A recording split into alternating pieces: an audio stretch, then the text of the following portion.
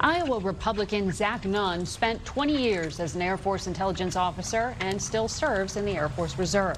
North Carolina Democrat Don Davis also served in the Air Force and told us that his work as a mortuary officer at nearby Andrews Air Force Base makes Memorial Day especially important to him. After the wall was clean, we talked about their work together on Capitol Hill. Congress did give that boost to pay last year to the troops. Is it enough in this economy, though? Is the country doing enough?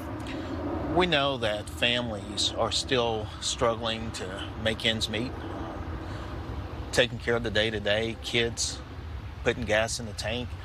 So it's definitely, I'm sure, not enough, but we are moving, I believe, there with our junior enlisted in particular in the right direction, not only with pay, but looking at broader quality of life issues, housing, child care that's available on our installations. America spends more than any other country on its defense. How is it possible we have this happening to our troops? We've tried to work together on things that not only help veterans, leading veteran suicide bill, assistance to families in the military. I'm proud the bill that we just passed is going to be able to extend a 22% tax cut to military families. I'm proud that we got a child tax credit in there. I'm thrilled that we were able to get our bill in there that worked towards giving a family a tax credit for adoption. We've got 2 adopted kids. This goes a long ways to helping a middle American family, whether you're military or not, be successful going forward. But I want to also say it's important to do all of this for recruitment, retention, addressing quality of life. We recruit families. But also when I think about being right here at the Vietnam Memorial, and I think about our service, my service, you don't do it for the money. You do it because you love the country. So because of that love for the country, realizing that families are fighting for our country, the service members and their families, we have to continue to just look at prioritizing our military families. How do you tell people now, encourage them to enter public service at a time when they're being told, even by the federal government, right, private sector is going to be more rewarding for you? Look, Margaret, I think you highlight a really important part here. There's a number of ways that people can be called to serve. It's one of the things that I think has actually made us most combat effective in Congress is finding people who are mission-oriented, who are working together. I tell my kids the things that they could potentially learn in the military will echo throughout their entire life. But it's up for every American to make that decision, that pathway. You're right, less than 1% of Americans are serving, but that 1% distinguishes itself time and time again. And there's lots of great ways to public service. Don and I have worked together to get more teachers, more nurses, more doctors. There's all great calls to public service. The federal government has a role to play in this, but ultimately, it's up to Americans to decide how do they best give back to the communities that they represent. We certainly felt that military service was a way to do it, but I think we came to it in our own pathway. And I would love to say to any young person listening right now that's remotely interested, I had an amazing career serving in the United States Air Force. I love serving our country. And it was definitely a great career for me.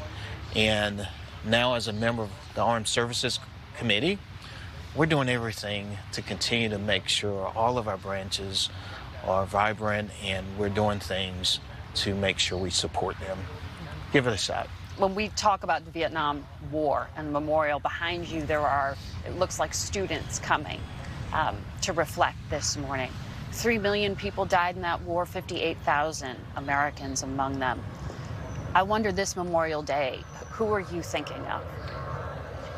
Look, this is an ancient history. This is living history. I think of my uncle who flew spotter planes over Vietnam.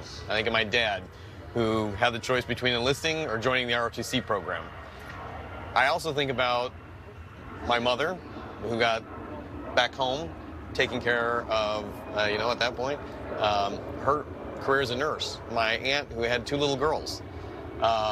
These are the stories that I think it's so important that young people do have the opportunity to learn about. One, so we never enter this kind of a situation again, where we send men and women off to fight, and they come back home not to a hero's welcome, but as a despised class. Peace through strength is a real deterrent, but also knowing that we've got a military that when we commit to fight, We have to go in there knowing that we have a strategy, a plan, and that we're not going to be bringing people home injured, broken, or shattered to a country not ready to receive them. It's so warming to see young people, kids walking through and looking at the Vietnam Memorial. I think of those throughout my community back home in eastern North Carolina who I know served our country during Vietnam, and I go beyond Vietnam. I think of Corporal Ryan Russell, who's from eastern North Carolina, who was killed in Iraq, and I have a special relationship with his mom, Kathy, and we're doing everything to commemorate those who are killed, not just Vietnam, but in all wars and conflicts, so that they know that the families, that we're standing with them. There's a way to get through this healing process that so many families are going through, those tears, that they're not alone. But not only that, but to embrace nationally when we see this, to think about all those who ultimately gave their lives in service of our country.